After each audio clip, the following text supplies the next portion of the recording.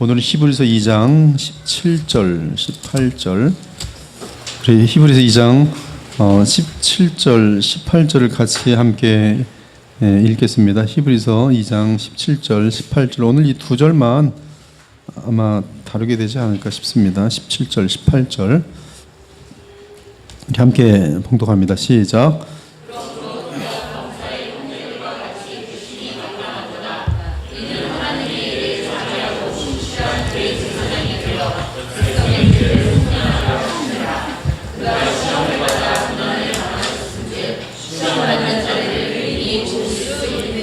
아멘. 여러분들이 그 크리스찬이 되는 진정한 그리스도인을 말하는 거예요. 거듭남이 되는 데 있어서 제일 중요한 믿음의 내용에 뭐가 들어있냐 하면은 예수님의 그 대제사장직이 들어 있습니다. 그 이 예수님의 대제사장직에 대해서 또 예수님의 영원한 제물 되심을 바르게 우리가 성경을 통해서 이해하게 되면은 하나님의 의가 무엇인지를 우리가 알게 돼요. 지금 우리가 기독교, 우리 이제 조현목 이제 전도사님 계신데, 이 기독교에서 제일 큰 원수는 이 구원론에서 문제가 생깁니다. 근데 인간들이 제일 문제 삼지 않는 것은 구원론이에요. 근데 성경과 교회 역사가 제일 심각하게 다룬 문제는 구원론입니다. 그리고 기독교 총회에서 이 캐논, 정경에서 다룬 제일 중요한 문제가 사도행전 15장의 구원론이에요. 근데 구원론은 뭐냐면 하나님이 이루신 것에 인간의 무엇인가를 플러스 시키려고 하면 이것이 이단이란 말씀이에요. 그래서 근데 이런 이단들이 지금 많습니다. 그래서 구원을 얻었다가 잃을 수 있다고 보는 것도 사실은 이 성경적으로 보면은 그거는 이단이에요. 그래서 이 돌트 신경이라는 것은 굉장히 많은 사람들이, 인간이 제일 좋아하는 게 뭐냐면 자기의거든요. 근데 이 자기의는 인간의 교만과 연결되어 있습니다. 그래서 자기의 교만을 만족시켜주는 자기의, 그리고 자기의 어떤 행동이나 이런 것들에 의해서 하나님의 의가 좌지우지 되는 것 같고 하나님의 결정이 좌지우지 되는 것처럼 나의 어떤 인간의 존엄성이나 이런 것들을 부상시키는 것, 이런 것들은 이 성경에서는 솔라 그라티아, 오직 은혜에서 벗어나는 비본질적인, 비복음적인 내용이라는 것이죠. 우리가 구원을 얻을 때, 그 다음에 이제 거룩함에 이르는 그런 비결에 이를 때에, 이 거룩함에 이르는 최고의 성경이 말하는 비결은 뭐냐면, 성령 안에서 내가 얼마나, 성령께서 나를 조명하여 주실 때, 말씀으로 조명하여 주실 때 내가 얼마나 무가치한 존재이고 얼마나 죄덩어리인지에 대한 인식이 크면 클수록 그 사람은 예수님께 나아가 빈손으로, 아무것도 없는 어떤 거지처럼 주님을 붙들 수밖에 없는 심령이 가난한 그런 상태가 되어지는 것이, 그 사람이 새롭게 되어지고 그리고 복음의 그 권능으로 말미암아 변화되어지는 그런 이 구원론과 연결되어지는 것이거든요. 그래서 구원도 그렇고 이 성화의 과정도 그렇습니다. 근데 그런 것들이 이제 상쇄되어지고 어떤 다른 것들로 인하여 이렇게 되면 뭐 구원을 잃고 이렇게 하면 구원을 얻고, 그래서 갈라디아서만 하더라도 예수님의 복음을 잘 믿어, 당연히 믿어야지. 근데 그것 가지고서는 좀 아닌 것 같고 할례를 좀 잠깐 추가시키자. 근데 그것이 성경 전체에서는 바울만이 말하는 게 아니라 그게 바로 하나님의 말씀인 거죠. 그건 다른 복음이고 마귀의 복음이고 그건 거짓 복음이고, 근데 그 복음을 믿어서 구원받을 수 있는가? 구원받을 수 없어요. 빌립보서 3장에 보면 예수님이, 하나님이 이루신 일이 이 다이아몬드처럼 귀중한 것인데 인간의 의를 플러스시키려는 것은, 거기 바울은 이것을 뭐라고 표현했냐면 배설물이라고 표현했어요. 근데 배설물을 플러스시키면 그래야 구원을 얻을 것이다, 이렇게 말하는 것은 신성모독이 됩니다. 구원론적인 입장에서 이게 대단히 예민한 부분이에요. 근데 이제 이 어떤 그런 부분보다도, 즉 하나님의 영광이나 하나님의 영원한 그 은혜, 이런 것보다도 다른 것에 이제 관심이 이제 가게 되면 이렇게 믿으면 되는 거고 대충 믿으면 되는 것이지. 근데 대충 그렇게 믿어가지고 이 하나님의 그 거룩함의 역사들과 하나님이 존귀하게 되는 그런 영광의 역사들이 나타나는가 하면 그렇지 않다는 것이. 그래서 우리가 영원한 나라에 가면 영원토록 하나님을 찬양할 만한 그 무한한 그런 힘이 어디서 나냐면 무한한 감사거든요. 근데 무한한 감사는 무엇과 비교하냐면 나는 영원한 지옥에 떨어져야 합당한데 100%. 네, 하나님께서 나를 사랑하심으로 말미암는 주님 안에서의 구원 뿐만 아니라 내가 그분의 완전한 은혜로 말미암는 내가 얼마나 죄인 땜인지 인식하고 그분만 붙들었는데 그분이 나를 변화시키는 그 은혜. 그래서 나도 모르는 사이에 예수님을 닮아 있는데 이는 나의 나된 것은 나로 인한 것이 아니라 오직 하나님의 은혜로 말미암아. 내가 한 것은 뭐냐면 내가 너무나 처절한 죄인인 걸 알기에 주님만 바라보고 주님만 붙들었는데 어느새 주님의 은혜로 말미암아 성령으로 변화되어 있는 나. 그래서 이 예수님의 대지상직은 절대적으로 그 앞에 설 수 없는 게 뭐냐 하면 교만이. 네, 교만. 인간의 교만은 예수님의 대제사장직 앞에 설 수 없어요. 근데 교만한 자들은 예수님의 대제사장직이 조금 필요 없어요. 필요도 하지만 조금 필요 없어요. 이렇게 하면서 이 어떤 예수님이 아닌 다른 것에 의해서도 하나님께 나아갈 수 있는 것처럼 얘기를 하는데 바로 이것이 알미니안이에요. 알미니안. 근데 놀랍게도 교회 역사는 알미니안을 이단으로 쳤어요. 그리고 그때 표현은 무섭습니다. 마귀의 설들이다. 마귀의 음성이다. 우리가 이러한 것들이 그래서 이제 이 대제사장직에 대해서 그 안으로 들어와서 그럼 누구를 만날 수가 있습니까? 하나님을 만날 수가 있어요. 그리고 하나님을 만나면서 주님의 왕되심이 우리의 삶 속에 차곡차곡 만들어지는 것이 이것이 이제 이 성화의 하나님의 은혜가 되는 것이. 그래서 이 그리스도의 직이 이게 말씀 그리고 대제사장 그리고 하나님 나라 왕이거든요. 근데 말씀은 마지막 말씀 복음이죠. 그 다음에 복음과 함께 역사하시는 영원한 대제사장 그리고 자신의 유일한 영원한 죄사함과 또 성령을 보내실 수 있는 그러한 보혈의 공로 그 다음에 하나님의 나라를 물려받을 수 있도록 우리를 다스리시는 건데 이 다스림은 우리의 죄성 때문에 100%가 안 돼요. 근데 100%의 신뢰를 요구하는 것은 놀랍게도 대제사장직분이에요. 그래서 우리는 예수님의 의만이 나를 구원하시고 그리고 예수님의 의로 말미암아 나오는 성령의 은혜만이 나를 변화시킬 수 있다고 믿을 때 우리는 다 같이 동일하게 다른 죄인을 보고도 판단이 쉽게 되지 않아요. 왜?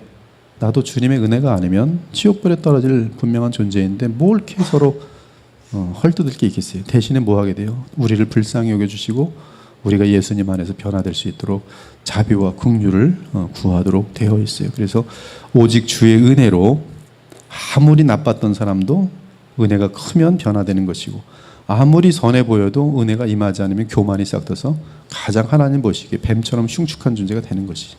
근데 우리 모두가 못났던 잘났던 세상에서 어떠한 사람이든 과거에 어떤 사람이든 그건 중요하지 않아요.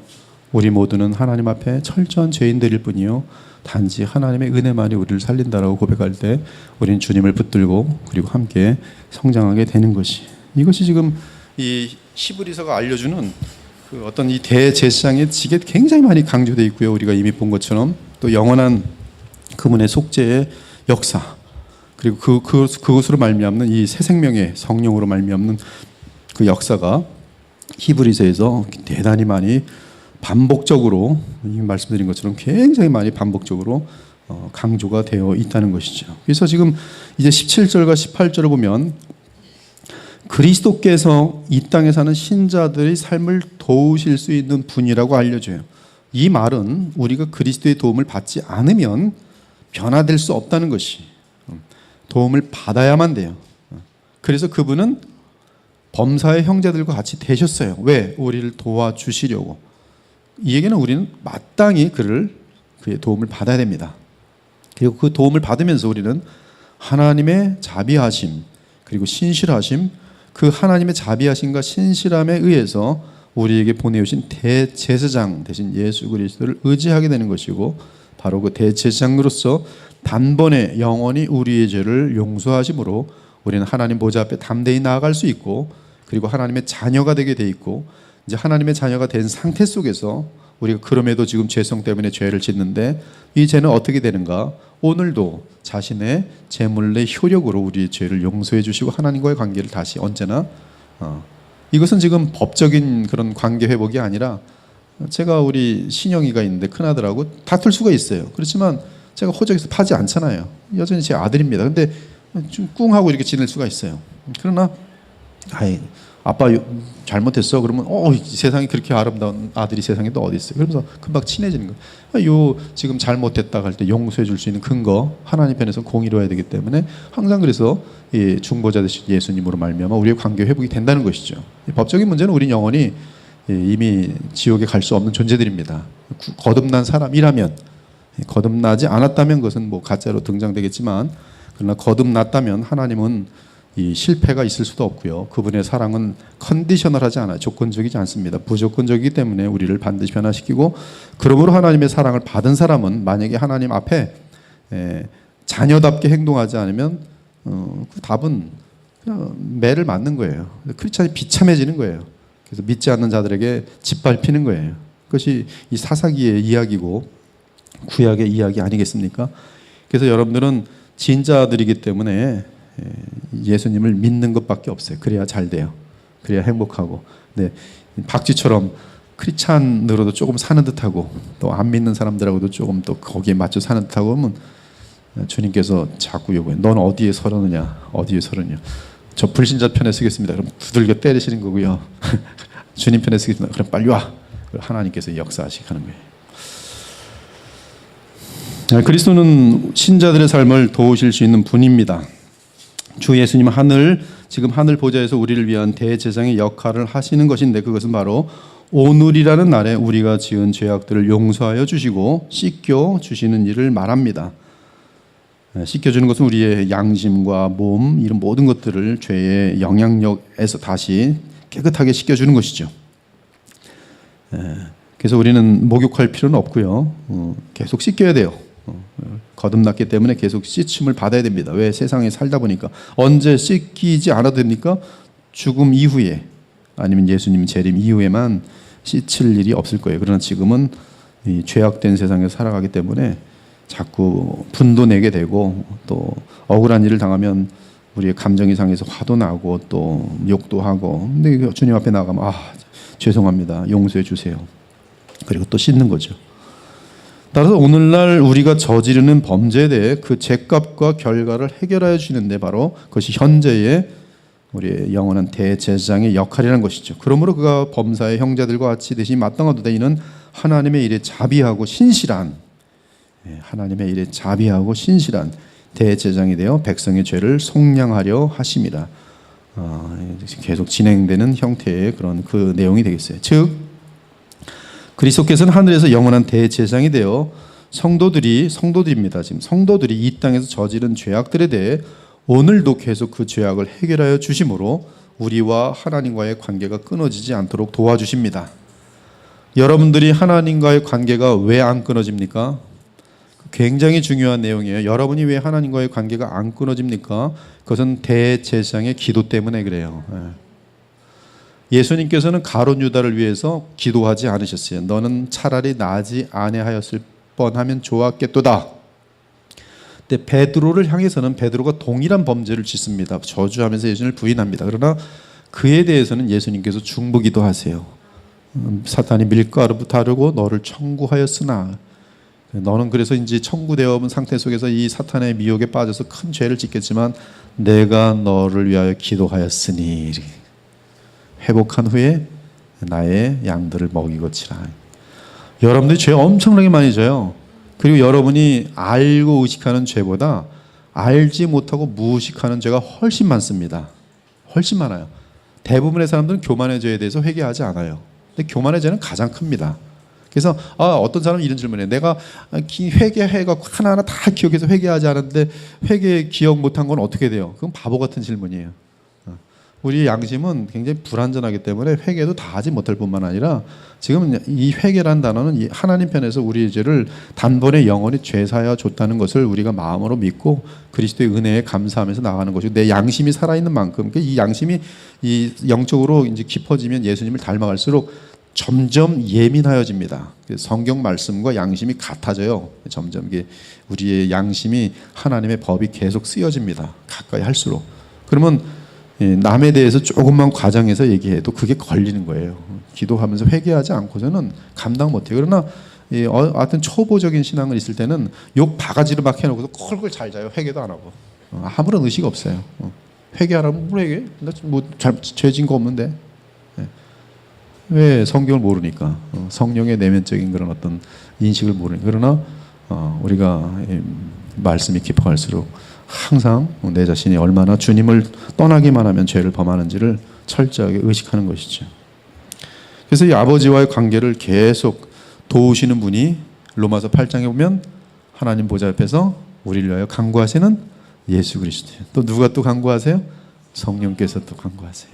그래서 우리는 이 하나님과 성령과 예수께서의 그 중보, 이 완전한 완벽하신 역사 속에서 우리는 그분들의 사랑에서 끊어질 수가 없어요. 로마서 8장은 정말로 하나님의 창세전부터 택함 받은 자녀로서 그리스도 안에서 복음을 믿고 거듭난 자는 절대로 그 거듭남이란 게 취소가 될 수가 없어요. 그것은 하나님 인간 쪽에서 이 주님을 놓지 않는다는 뜻이 아니라 하나님 편에서 우리를 놓지 않아요. 그것이 나중에 보면은 그게 깨달아지면 하나님의 은혜가 감사할까요? 엄청나게 감사하죠. 분명히 알아요. 나는 하나님을 100번, 1000번 발로 찼어요. 떠나세요. 하나님 싫어요. 그래, 나도 너 버린다. 그럼 아마 여기 한 사람도 구원받지 못하고 다 지옥에 가 있을 거예요. 근데 나는 하나님을 발로 1000번을 찾는데 하나님은 안 버려요. 그리고 그때도 기다려요. 50년을 기다려요. 그리고 그를 마침내 돌이켜. 그때 하나님의 그 무한한 사랑이 얼마나 큰지를 알고 돌아오는 이 사람은 그냥 주님의 그 무한하고 영원한 사랑 앞에서 찬송할 것밖에 없어요. 감사할 것밖에 없어요. 그것이 복음이란 말이죠. 하이델베르그 우리가 다 다뤘지만 하이델베르그는 정확히 이렇게 돼 있어요. 너희들이 얼마나 무서운 죄인인지를 알려주는 것이 첫 번째가. 근데 그러한 너희들을 하나님께서 어떻게 구원하셨는지를 알아요. 그랬더니 그것을 아는 사람은 어떻게 돼요? 하나님께 감사하게 돼요. 아니까 하나님을 이해하게 되고 하나님을 알게 되니까 하나님을 향하여 감사하게 돼요. 그래서 감사로부터 나오는 게 뭐예요? 순종이에요. 순종이. 이것이 율법적인 차원에서 나의 의를 이루려는 순종과 하나님의 은혜가 감사하여 그분을 기쁘시게 하려는 믿음의 순종과의 차이예요. 후자는 하나님을 기쁘게 하지만 전자는 차칫 갈라디아서의 또 다른 그런 형태가 될 수가 있어요. 그러니까 우리가 교회에서도 봉사도 그래요. 누차 강조하지만 이 교회에서 내 어떤 영역이나 또 내가 사람들에게 인정받기 위해서나 그렇게 된 것은 항상 시험거리가 되고 문제가 되고 육신의 열매를 맺게 돼 있어요. 그러나 누구 때문에? 예수님 때문에. 예수님이 감사해서 그분이 나를 구원하시기 위하여 어떠한 희생을 치렀는지 어떠한 대가를 치렀는지 그래서 주님이 감사해서 내가 무엇을 하게 되면 이것은 사람 때문에 하는 게 아니라 예수님 때문에 하기 때문에 막히지도 않고 이 원인이 바로 예수님께 있기 때문에 그러한 봉사와 섬김은 진실한 것이고 바로 이 인내가 있게 되는 것이. 그러나 이런 것이 없으면 인내가 없고요. 나 안 알아주네 관둬 뭐 이런 식이 돼버려요. 근데 그런 것들은 다 인간적인 차원의 그러한 것들이죠. 그래서 이 대제사장의 역할을 지금도 하시기 때문에 우리와 하나님의 관계는 끊어질 수 있다 없다? 크게 얘기해서 우리와 하나님의 관계는 끊어질 수 있다 없다? 누구의 덕분에? 예수님이 미쁘심, 하나님의 약속의 신실하심. 고마워요 안 고마워요? 감사해요. 그러므로 사도 요한은 이렇게 말합니다. 그리스도의 대제사장의 역할 때문에 가능한 고백인데요. 만일 우리가 우리 죄를 자백하면 그리스도는 미쁘시고 의로우사 우리 죄를 사하시며 우리를 모든 불의에서 깨끗하게 하실 것이요. 무엇을 근거로 우리를 사하여 주세요? 자신의 보혈, 자신의 생명. 이제 18절을 보면 우리 주 예수 그리스도께서는 시험받는 자들을 도우십니다. 그 이유는 그가 친히 사람으로서 시험을 받아 고난을 당하셨기 때문에 시험받는 우리들을 다 이해하시기 때문이에요. 예수께서는 사람이 되심으로 마귀에게 온갖 시험을 당하셨습니다. 마귀에게 광야에서도 시험받고 그 다음에 십자가에서도 시험받고 이 마귀의 시험을 다 이기세요. 합격하십니다. 합격하심으로 그는 영생을 얻으셨고 그리고 또한 그 영생을 나눠줄 수 있는 자격을 갖게 됩니다. 첫사람 아담은 합격하지 못했어요. 마귀가 유혹했을 때 뱀을 타고 들어와서 유혹했을 때 마귀 편에 섰어요. 그리고 하나님을 버렸습니다. 그리고 심지어 하나님이 되고자 했어요. 이것처럼 이 세상에 정말 뭐 말로 다 표현할 수 없는 어리석음과 교만의 극치인데 여신이 되고자 했고, 또 아내가 주는 것을 하나님보다, 이 아내를 선물로 주신 분이 하나님인데 그 하나님은 잊어먹고 선물에다가 더 비중을 두고 하나님 저리 가세요, 난 이 아내가 좋습니다. 근데 이 패턴은요 똑같아요. 하나님 앞에 직장 주세요. 누가 줘요? 하나님이 직장 줘요. 근데 직장 딱 얻으면 하나님 하나도 안 드려요. 직장 속에 있는 자기 상관 드려요. 신기합니다. 거기 들어간 거 하나님이 주셨다고 고백하는데도 이 자기가 받은 선물을 하나님보다 더 소중히 여겨요. 누구처럼? 아담처럼. 그래서 불신의 세계에 편을 드는 것이죠. 그래서 아담은 불합격했어요. 불합격해서 우리 모든 이 비참의 결과를 겪지 않습니까? 여러분 그 죄를요 우습게 여기지 마세요. 어떤 죄든지 간에 그 죄의 비참은 너무 큽니다. 작은 죄라도 너무 커요. 그래서 우리는 아예 불가능하겠지만 그러나 마음만이라도 이렇게 드셔야 돼요. 정말 죄를 두려워하고 죄에 대해서는 정말 그냥 차갑게 잘라내겠다. 이 각오를 매번 해야 됩니다. 에이, 그 정도 죄야 세상 사람들 다 짓는데, 저 목사님도 저 뭐 다 죄 짓는데 뭐, 돈 다 좋아하네. 이러면서 죄에 대해서 이렇게 흐지부지 하면요, 그게 작은 죄 같지만 그게 인생을 다 말아먹고 여러분이 영광스러운 하나님의 그 나라를 위해서 영원히 기록되질 찬란한 별들이 될 수 있는 기회들을 다 스스로 망쳐놓는 거예요. 그리고 작은 죄는 오늘 말씀 나눈 것처럼 처음에 작은 죄 같지만 이 죄 때문에 살인마도 되고요. 그리고 무서운 일들도 발생하는 거예요. 조금 화를 내는 거면 그 정도야 괜찮겠지. 근데 이 조금씩 화를 내는 게 나중에 버릇되다가 툭 하고 쳤는데 이게 사람 죽이는 거예요.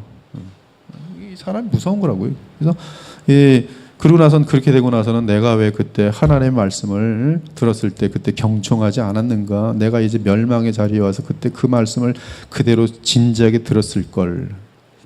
얼마나 그 정말 이 소돔과 고모라에서 멸망할 때에, 또 노아의 홍수로 멸망할 때, 무엇보다 이거보다 더 수억 만 배 비참한 지옥에 들어갔을 때에, 지옥에 들어가서 그때 스데반왕 목사님 얘기할 때 그때 좀 귀담아 들을 걸 왜 이 모양이 되었을까? 설령 천국에 들어가서도 그때 좀 정신 좀 차리고 좀 제대로 주님을 위해 좀 일할 걸 왜 이 모양이 돼서 막 난 박수만 치고 있을까? 박수만 쳐도 너무 행복하죠. 천국이니까. 또 어떤 사람은 그래요. 난 천국만 들어가면 되지 뭐 난 거기서는 뭐 하나님의 영광 같은 거 원치 않습니다. 이것도 하나님 얼마나 그 지금 말씀을 지금 굉장히 그 소홀하게 여기는지 몰라요. 성경은 우리에게 영원한 나라의 기업과 영광을 바라보도록 우리에게 격려하는데 그것을 우습게 여기면 안 돼요. 거기 가서 그때 이럴 줄 알았으면. 우리를 날마다 시험을 도우십니다. 그 이유는 그가 시험을 받아 고난을 당하셨기 때문에 시험 받는 우리들을 이해하세요. 그래서 합격을 하시고 그리고 우리 똑같이 시험 당한다는 것이 무엇인지 압니다.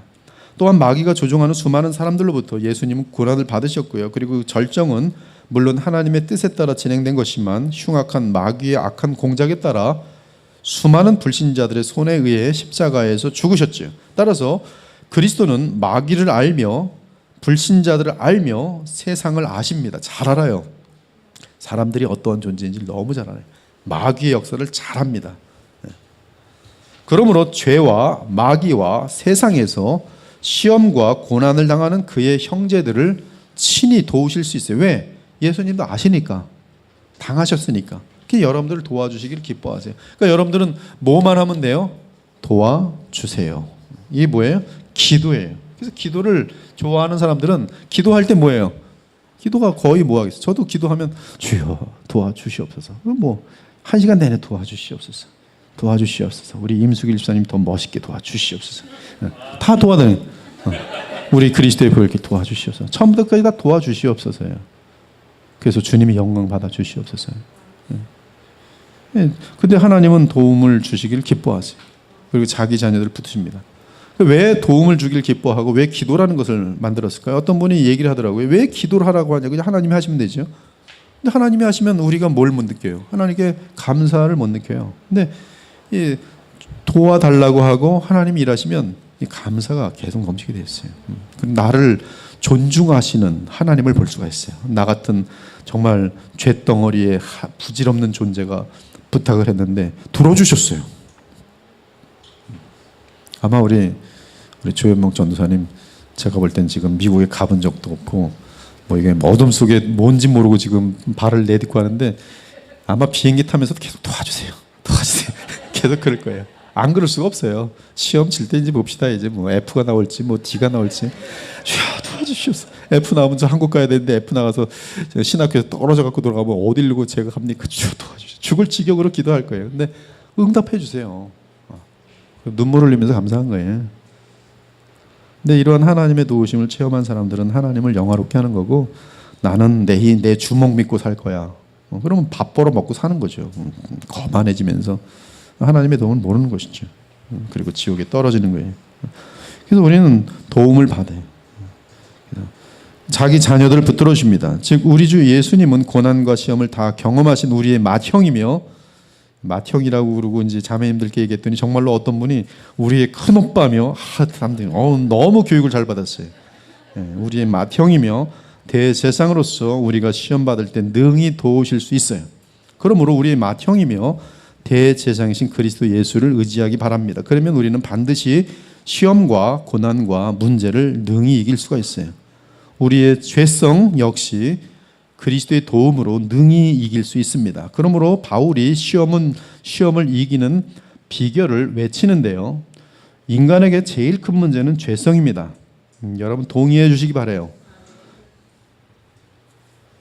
아무리 제가 그분들의 이름을 명하기가 힘들어서 그래요. 아무리 돈이 많아도 이 죄성이 많으니까 뭐 같아요? 괴물 같아요. 미친 여자 같아요. 비이성적이고 말이 안 돼요. 근데 전 세계 돈을 다 갖고 있어요. 전 세계 권력을 다 갖고 있어요. 근데 그게 아름다운 게 아니에요. 우리 인간에게는 죄성을 이기고, 잠언에서는 자기의 화를 다스리는 것은 큰 성을 차지하는 것보다 더 지혜롭고 훌륭한 사람이라 했어요. 자기 화를 컨트롤하지 못하고 돈만 많아봤자 그 사람은 아무런 의미가 없어요. 자기를 다스리고 자기의 죄성을 이 주님의 은혜로 제거된 사람들은 그 존재 자체가, 여러분 항상 사람이란 무엇인가 띄어내야 돼요. 직장이 없다고 하면 띄어내 보세요. 저 사람 직장 없네? 그리고 그 사람이 진짜예요. 다 사람들은 이 가식적인 거 잠깐 뒤집어 쓰고 있어요. 돈? 통장에 지금 여러분이 한 20억 있다고 합시다. 저는 뭐 몇 천만 원뿐이 안 되지만 지금 20억 있다고 합시다. 그러면 20억인 사람이 이렇게 폼이 이래요. 난 20억 있는데. 근데 20억이 없어졌다고 합시다. 그래서 1,000만 원뿐이 없다고 합시다. 이거는 지금 그 사람에겐 돈이 그 사람의 어떤 분위기와 품위를 만드는 건데, 이건 가짜라는 거죠. 실체가 아니에요. 근데 돈이 1,000만 원인데 멋있는 사람이 있어요. 저 사람 뭐 아무것도 없는데 왜 이렇게 저렇게 뻔뻔해? 근데 하나는 돈 사람이고 하나는 예수님 안에서 그 가치관이 바뀐 사람이에요. 가치관이 바뀐 사람은 무슨 최순실이 부럽겠습니까? 안 부러워요. 진심으로. 제가 이렇게 얘기했더니 목사님 거짓말하지 말아요. 부럽죠? 안 부러워요. 자기는 안 믿어지는 거야 이게. 자기는 돈이 최고니까. 진짜예요. 일용할 양식만 있으면 돼요. 요새는 좀 제가 지난주에 좀 다이어트를 좀 잘해야 되는데 먹을 일이 있어서 먹는데 먹다 보니까 화가 나더라고요. 난 당근만 먹으면 되는데 당근 먹고 사는 시절은 언제 오나 이렇게 되더라고요. 전 당근 먹어야지 배가 쏙 들어가고 또 집중이 잘 되면서 말씀 좋아하는 말씀 연구하는데 배만 먹어. 이거 어떡하지?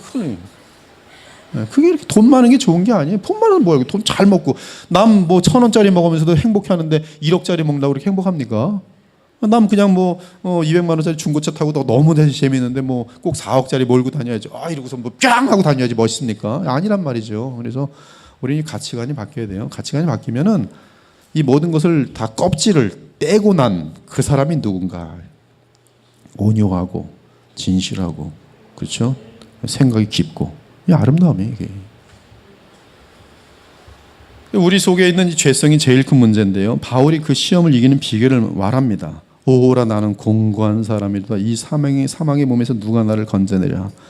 우리 주 예수 그리스도로 말미암아 하나님께 감사하리로다.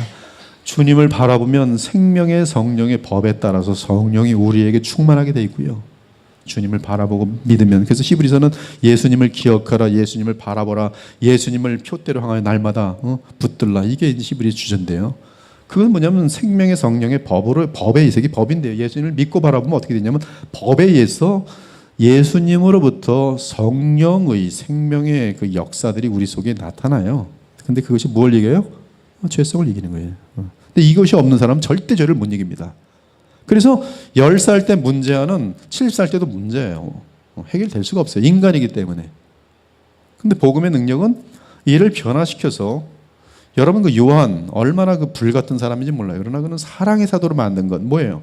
성령의 역사예요. 복음으로 말미암는. 바울도 그걸 알아요. 바울도 자기 마음속에 탐욕이 있다는 걸 의식합니다. 죽이려고 하는데 죽이려고 할수록 더 기억이 나는 거예요.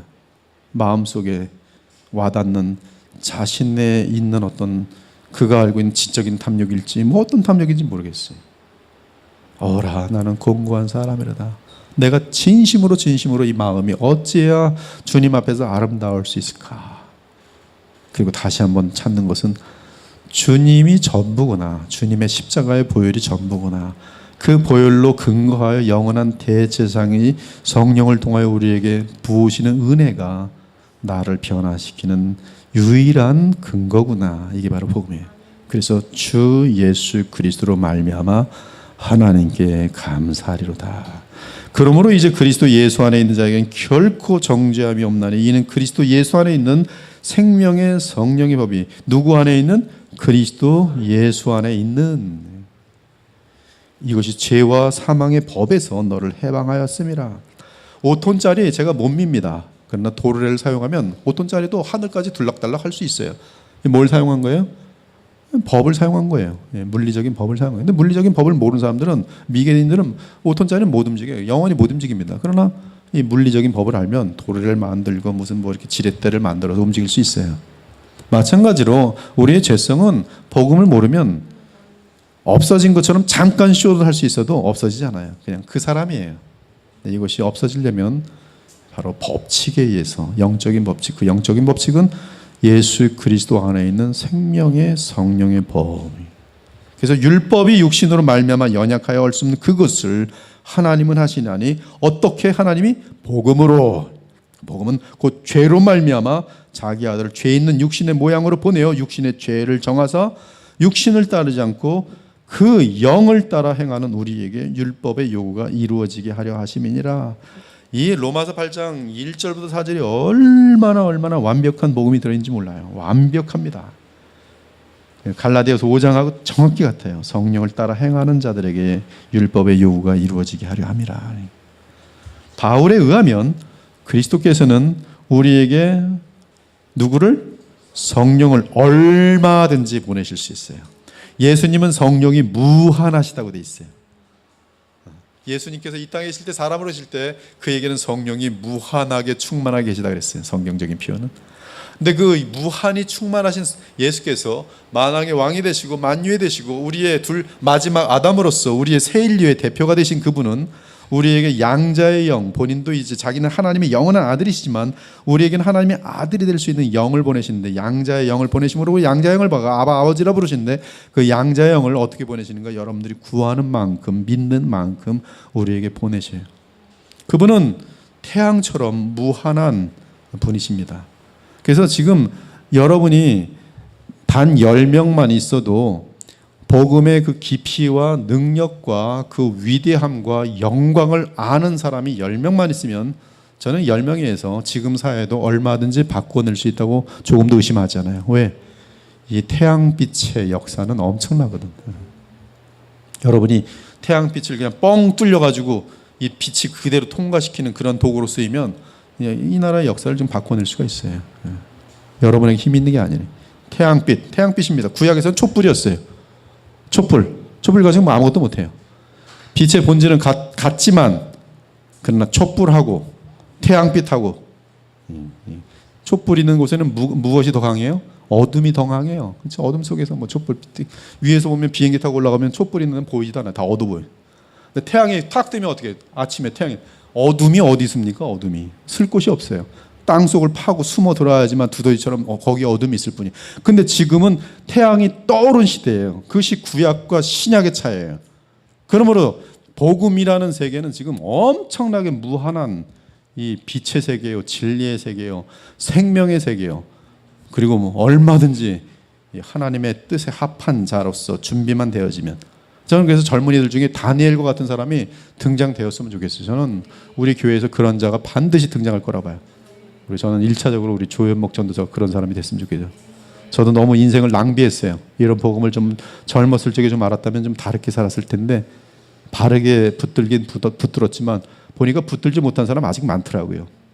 근데 지금 붙들어서 남은 인생 주님께 다 드리겠지만, 근데 이러한 것을 좀 일찍이 알아서 그리고 그 삶으로 실천하는 사람이 있으면, 저는 그러한 청년 하나는 앞으로 한 30년 40년 사역할 수 있기 때문에, 지금 그 하나님의 손에만 잡혀 있으면 그런 역사들도 바꿔낼 수 있는 그런 쓰임을 받을 수 있다고 저는 봅니다. 네, 그러한 사람들이 저는 이 교회에 지금 많이 나오길 바라고 있어요. 저는 그래서 저희 교회 정말 제대로 복음의 능력을 확신하면서 체험하여지는 분들이 있다면 다 목회자가 되길 바라요. 모릅니다. 지금 저희 교회에서 많은 목회자가 날 가능성이 있어요. 네, 개척교회 그렇게 많고 교회가 이렇게 많은데 또 서는가? 그런 의미로 말고, 밥 벌어 먹으려는 목사들은 절대 하지 마시고, 그 길로 가면 뭐 돈 좀 벌 수 있습니까? 이런 사람 말고, 그 길로 가면 뭐 신학했으니까 좀 알아주지 않겠습니까? 이런 사람 말고, 내 속에 복음의 능력이 무엇인지를 분명히 확신하는 가운데, 그래서 주님께 쓰임 받기를 원하는 사람들이 나타나서 어디서든지 순결하게 굶어 죽을 각오하고 복음을 전하는 사람들이 이 교회에 나오면 굶어 죽이겠습니까? 하나님께서 중심으로 하신 하나님이 전 사용해요. 도움을 받으시면 돼요. 오늘 우리는 하나님의 아들이 사람이 되셔서 우리를 위해 죽으심으로 우리를 거룩하게 하시고 형제 삼으신 사실을 확인하였어요. 또한 죽음과 죄와 마귀로부터 우리를 완전하게 자유하게 하신 것을 확인하였습니다. 지금 이게 히브리서 2장의 내용들을 좀 요약하는 거예요. 쫓아오 죽음, 죄, 마귀, 이 세 가지로부터 여러분들은 자유한 사람들이에요. 여러분들이 왜 죄로 갑니까? 그건 여러분이 선택하는 거예요. 왜 마귀의 종이 됩니까? 여러분이 선택하는 거예요. 여러분은 선택만 안 하면 자유자예요. 자유자. 죽음 왜 두려워해요? 믿음이 없어서 그래요. 여러분이 정말 자유자면 죽음도 기다려요. 죽음은 단지 주님의 영화로운 영광에 들어가는 입구일 뿐이에요. 저도 사실 죽음이란 것이 두렵지가 않아요. 단지 안 아프게 죽었으면 좀 좋겠어요. 좀 아픈 건 조금 안 아프고 죽음 그 자체는 괜찮아요. 근데 무슨 고문당하면서 죽으면 어떻게 될까? 그럼 고문당할 때 힘을 주시겠지. 주님을 배반하지는 절대는 않아야지. 평소에 각오를 많이. 이 토마스 보스턴의 그 인간 본성의 사중 상태에 보면 죽음에 대한 준비가 있어요. 근데 죽음을 두려워하지 않는 사람의 특징이 있어요. 뭐냐면 매일 죽음을 연습하는 거예요. 오늘 내게 죽음이 임한다면 이라는 가정을 항상 해보는 거예요. 근데 그런 사람들은요, 의미를 있게 살아요. 그래서 오늘 내가 죽는다면, 그럼 아이들이 달라 보여요. 내가 오늘 죽는데 쟤들을 얼마나 사랑이 갑자기 싹 트겠어요. 얼마나 음식을 잘해주겠어요. 부모님들 향해서 그래요. 저분이 오늘 돌아가신다면 얘기 확 달라져요. 우리는 죽음 앞에서 날마다 좀 사는 훈련을 좀 해야 돼요. 그리고 정말 죽음이 와도 평소에 그것이 항상 준비하고 있었기 때문에 담대해요. 담대. 근데 그러한 모습을 본 사람들이 이제 참 믿음의 사람들은 다르구나.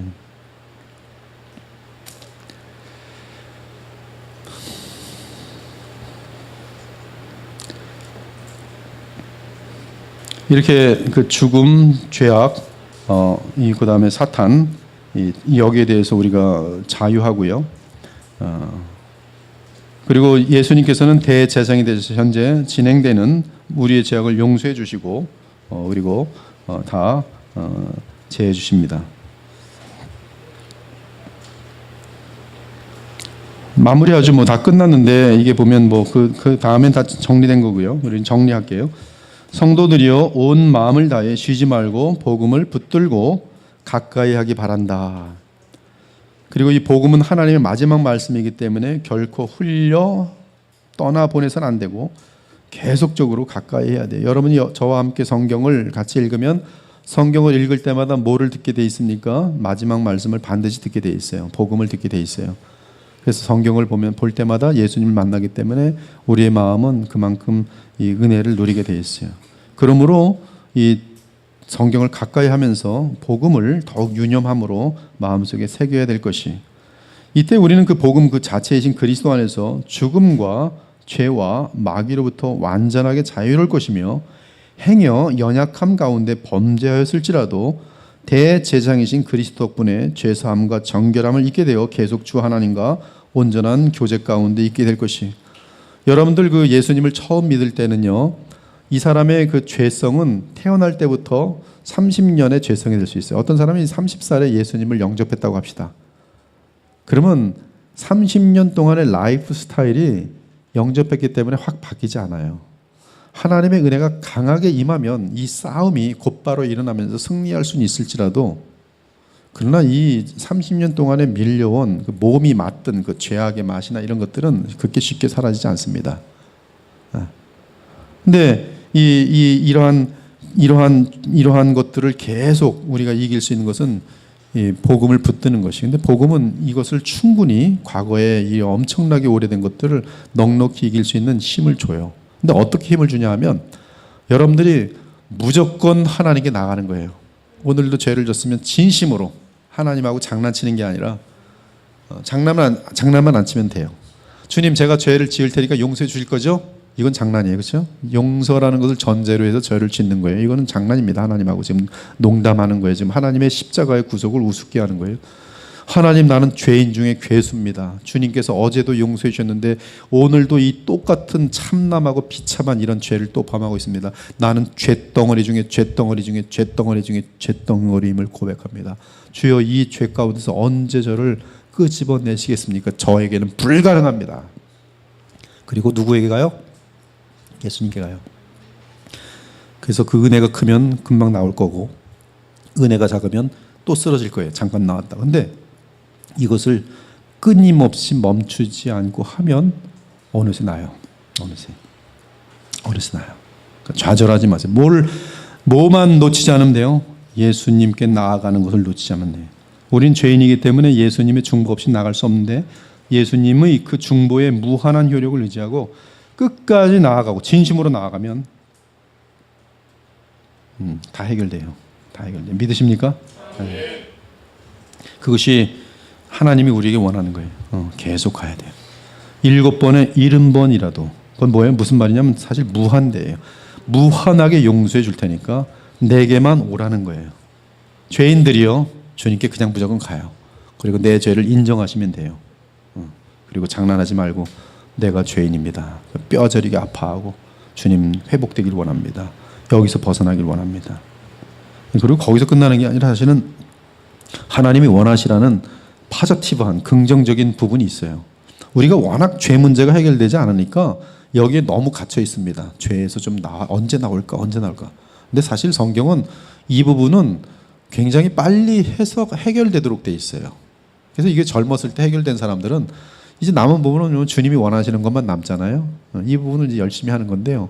그래서 젊은 사람들이 복음을 듣고 하면 시간이 많이 남으니까 주님을 영화롭게 하고 주님 나라를 기쁘게 할 수 있는 일들을 더 많이 할 수 있다는 거죠. 근데 어떤 사람은 70살이 돼서야 이제 혈기가 좀 안 부리는구나.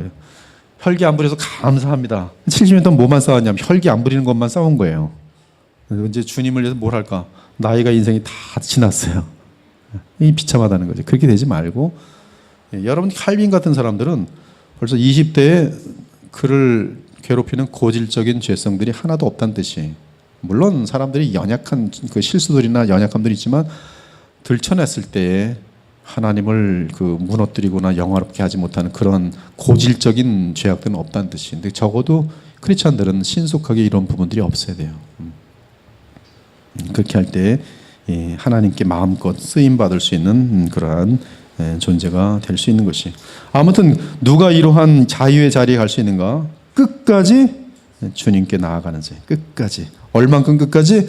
뻔뻔할 정도로. 우린 죄인이에요. 할 수 없어요. 그냥 뻔뻔하게 가는 거예요. 그 뻔뻔함이 하나님의 구속을 이용해 먹으려는 뻔뻔함이 아니라 내가 이 정도로 죄인이구나를 인식하는 뻔뻔함 가운데 하나님의 자비와 긍휼만이 나를 살릴 수 있음을 고백하는 그 고백 속에서 또 거지가 되어서, 그렇죠, 심령이 가난하게 되어서 주님께 나아가는 그러한 복음적인 담대함을 말하는 거예요. 근데 양심이 좀 살아있다고 하는 사람들은 목사님 난 이번에 죄를 져서 교회 못 가겠어요. 언제까지 안 오실 건데요. 좀 마음이 진정되면, 그럼 이건 지금 진정되는 것이 죄 문제가 해결된 게 아니에요. 죄 문제는 어떻게 돼야 돼요? 그럴수록 누구에게 가야 돼요? 그렇죠, 주님께 가야 돼요. 그럴수록 예배를 빠지면 안 되는 거예요. 그럴수록 더 나와서 빨리 주님 정말 또 죄인입니다, 진심으로. 그럼 하나님께 또 리셋되는 거예요. 리셋을 그래서 아마 사람들은 제가 볼 때는 한 100만 번, 1000만 번은 해야 될 겁니다. 인생 살아가면서. 저도 리셋 엄청나게 많이 한 사람이에요. 걱정하지 마십시오. 맨날 주여, 또 실수했어, 리셋. 리셋의 기능을 주신 주님의 은혜가 너무나 감사해요. 리셋이, 새 출발. 예수님 예배 때마다 새 출발하는 거예요. 그리스도께서 우리의 죄값을 십자가에서 치르시고 날마다 오늘이란 날에 대제사장으로서 그리고 맏형으로서 우리를 자유할 수 있도록 도우시니 마귀는 죄의 세력으로나 죽음으로나 시험으로나 고통으로나 우리를 이기지 못합니다.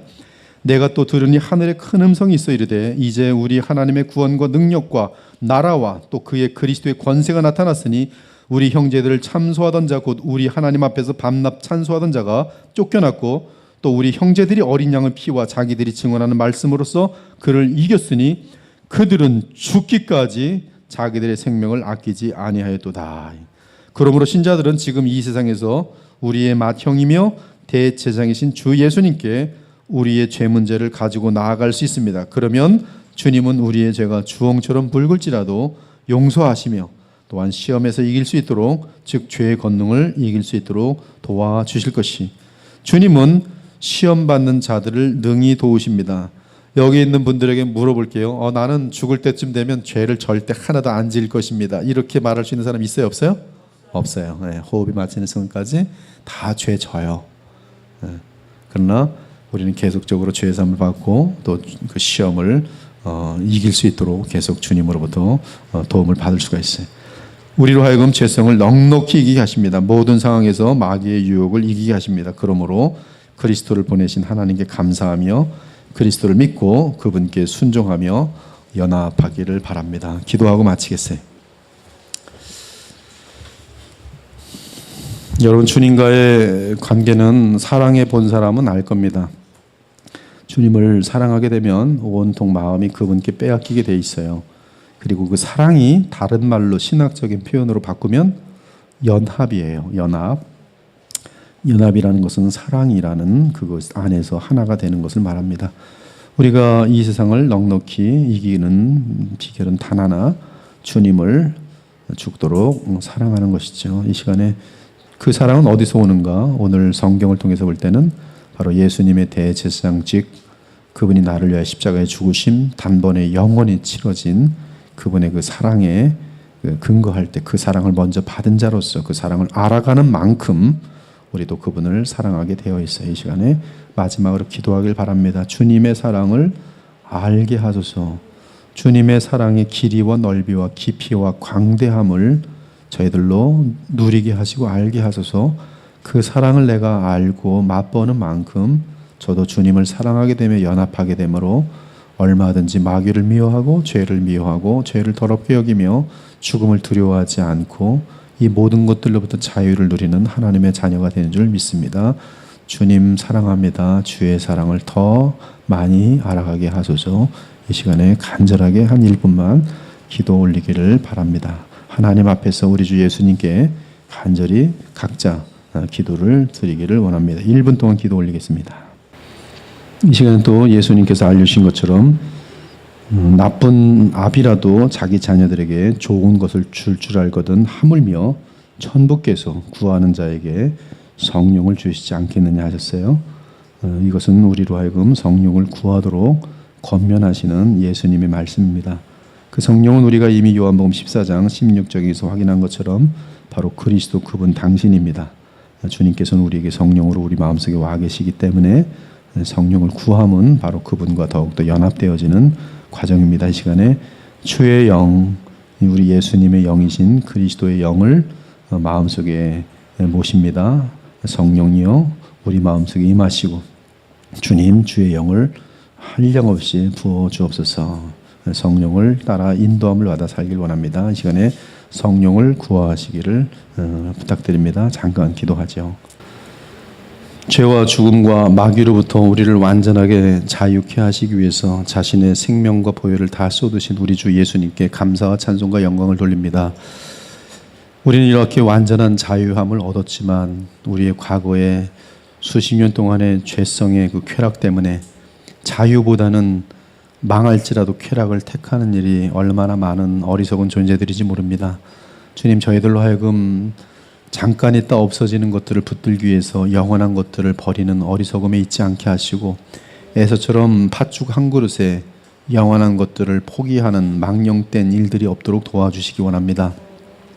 그러기 위해 우리의 육신과는 반대되는 원칙이지만 영원한 것을 바라보게 하시고 또 우리에게는 가장 어울리지 않는 것이지만 믿음으로 그리스도를 붙들게 하셔서 그러므로 어느샌가 주님과 연합한 가운데 새 생명의 역사들과 주님이 우리를 통해 나타내신 아름다운 결실들을 보면서 주께 무한한 찬송과 영광을 돌릴 수 있는 그러한 하나님을 기쁘시게 하는 주의 백성들로 인도해 주시기 원합니다. 주의 복음만이 이 일을 이루실 줄 믿사오니 주의 새 언약이 성령의 역사와 함께 주의 백성들에게 임하게 하셔서 이미 태양은 떠올랐고 그 태양의 능력을 믿고 의지하는 자들마다 주 앞에 쓰임받을 줄 믿사오니 우리 그리스도의 보혈교를 구성하고 있는 모든 지체들이 본인들이 속한 가정과 또 사회 속에서 능히 빛의 역할 또 소금의 역할을 다 감당해내어 하나님께 큰 영광을 돌릴 수 있는 아름다운 주의 백성들이 되게 하여 주옵소서. 오늘도 감사드립니다. 짧은 말씀이지만 위로를 받았습니다. 우리를 이해하신 주님께 날마다 나아가 주님 붙들 수 있는 저희들 되게 하여 주옵소서. 예수님을 죽도록 사랑하고 주님 때문에 우리의 삶을 내려놓을 수 있는 진정한 헌신자들이 되게 하여 주옵소서. 살아계신 우리 주 예수 그리스도의 이름으로 기도 올리옵나이다. 아멘. 예, 감사합니다.